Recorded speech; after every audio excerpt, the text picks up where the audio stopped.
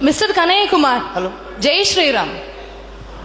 And as a representative of youth of Mangalore, I have a small request. Because Independence Day is approaching, I want you to at least say once Jai Hind.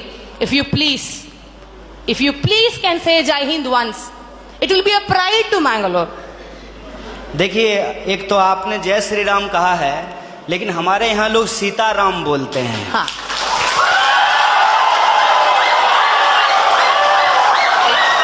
Sitaram. Excuse me? आप लोग सीताराम भी बोलो, ये लोग इनखिलाफ जिंदाबाद बोलेगा, पर मेरा एक ही क्वेश्चन है आपके पास। Dear sir, a few minutes before you have मैं आपके दूसरे सवाल का जवाब दे देता हूँ। नहीं, मुझे नहीं चाहिए आपका जवाब। ये सीताराम जय श्री राम का कोई फर्क कोई पड़ता है तो मेरा जवाब की जवाब नहीं। And one small question, sir. You were saying about emotional politics. Regarding people thinking emotionally you are strong, so emotionally masses control. Yes, sir, we are emotional people and we think the reality and emotion for us, we have one mother, we have one father, and what we believe is one, and we need a single, as a representative of a student, being from student background, I say, no leftist, no rightist, no ABVP, or no all so-called parties or polities. Why don't you stand for one nation? Why don't you stand for one student power? Why do we need one side Zindabad, one side Inkhilab, one side Jai Hind, and one side your favorite Mr. Madam? All those Rams, all whatever it is. Why don't you represent one? Why don't you represent one India? Why don't you represent one unity? Why don't you give us a single policy rather than saying all these what you have said with the due respects for you, with the due respects for your PhD? Why don't you please respect and please propose one unity and one topic saying which is uniting the entire country so that the topic says youth is in the crossroad. And my dear sir, yes, youth is in the crossroad, but we are having set our eyes on the goals and we are on our path. Why don't you please say one policy for entire country? And if I permit, and I say, Bhola Bharat Mata ki Jai Hind.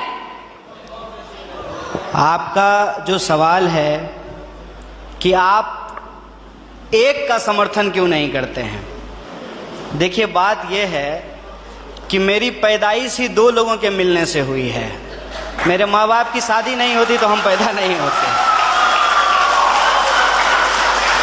मेरे माँ और बाप दो लोगों की शादी हुई और ऑब्वियसली शादी होने के बाद जो वो किए होंगे उसके चलते हम पैदा हुए हैं, तो उसमें दो लोग मिले हैं।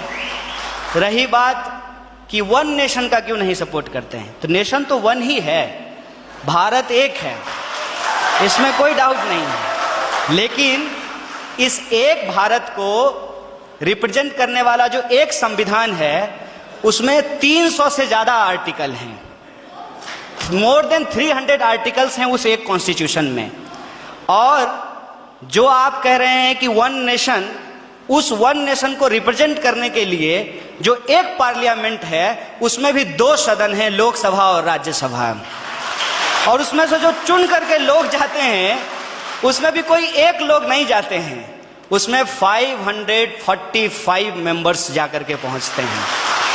तो हमारा जो वननेस है वो वननेस एक्चुअली डाइवर्सिटी को रिप्रेजेंट करता है, उसमें डाइवर्सिटी है। और आपने जो सवाल पूछा जय श्री राम, जय श्री राम आप बोलिए, ये आपकी आज़ादी है, आप जय श्री राम बोलिए, जय हनुमान बोलिए, आपको जो बोलना है बोलिए, क्योंकि इस बात को बोलने की इजाज़त हमको हमारा संविधान देता है। इसीलिए मैं आपसे ये आग्रह करूंगा कि आप कभी कभी उस संविधान की भी जय बोलिए जो आपको बोलने की आज़ादी देता है। और रही बात मेरी, तो मैं आपको बता दूं, मेरा तो जन्म ही मिथिला में हुआ है। मेरा जो घर है वो घर जिस डिस्ट्रिक्ट से मैं आता हूँ उसका नाम बेगूसराय है और वो मिथिला में होता है। अगर आप मेरे यहाँ आएंगे तो आपको बड़ी आश्चर्य लगेगी। हमारे गांव में हर साल ये जो अगहन का महीना होता है हिंदी का, उसमें अयोध्या से बारात आती है और लड़के आते हैं बाराती बन करके, और राम लक्ष्मण आते हैं बर बन करके। और हमारे गांव में राम जानकी मंदिर है जहां पे हर साल राम विवाह होता है। और मैं मजेदार बात आपको बताता हूं, मिथिला के जो लोग होते हैं वो राम जी को गाली देते हैं। पता है क्यों? क्योंकि मिथिला राम जी का ससुराल है और इस लिहाज से वो राम जी का को मजाक करते हैं। हमारी संस्कृति में जब शादी ब्याह होता है तो जो बारात आती है तो बारातियों को सारातियों के द्वारा गालियां सुनाई जाती है, उनको गालियां दिया जाता है।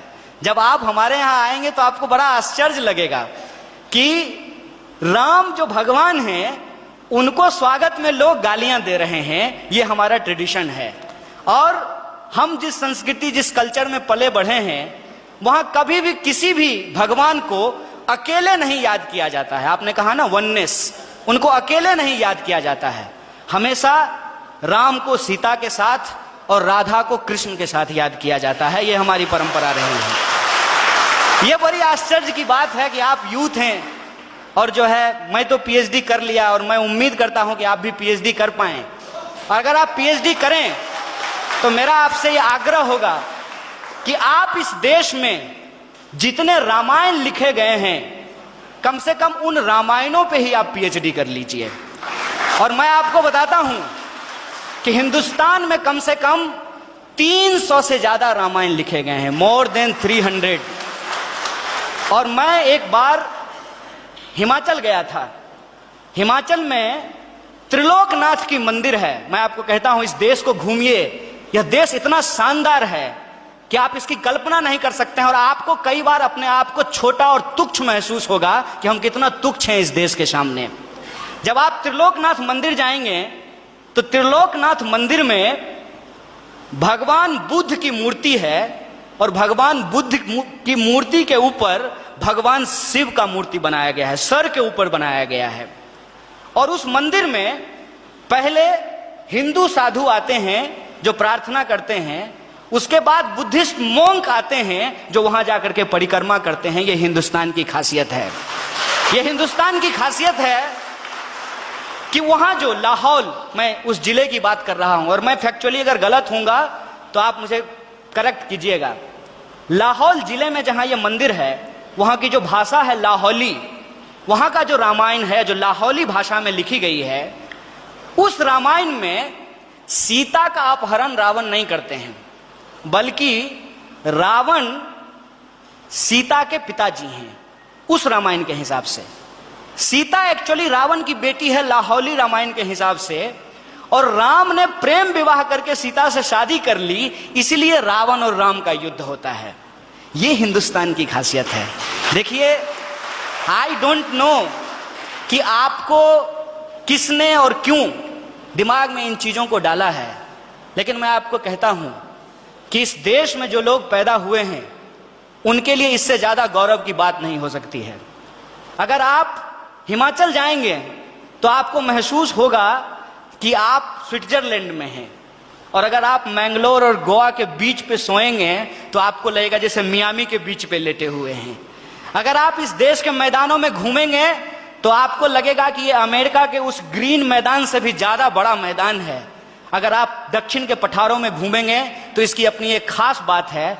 अगर आप छोटा नागपुर के पठारों में घूमेंगे तो वह खनिज संसाधनों से भरा हुआ है। मैं आपसे यही कहना चाहता हूं, आपका देश आपका है, जैसे आपकी मां आपकी है।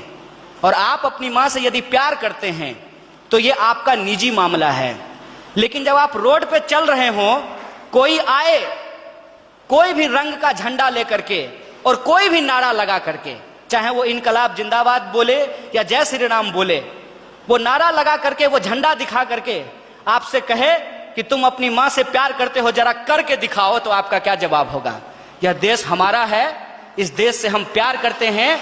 और हमारे लिए इस बात को याद कीजिएगा, हमारे